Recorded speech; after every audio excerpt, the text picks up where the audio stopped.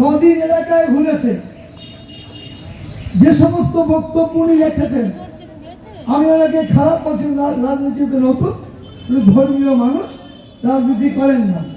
উনি বলছেন উন্নয়ন করতে এসছে, এতদিন উন্নয়ন হয়নি। মমতা বন্দ্যোপাধ্যায়ের উন্নয়নটা আমডাঙ্গায় হয়নি, এটা মমতা বন্দ্যোপাধ্যায়ের উন্নয়নটা আমডাঙ্গা হয়েছে, তার উন্নয়ন আসলে পড়েছে। আর তৃণমূলের প্রার্থী থেকে আমি 15 বছর পর উন্নয়ন করতে এসেছি, এটা কিন্তু ঠিক না, এটা কিন্তু ঠিক না।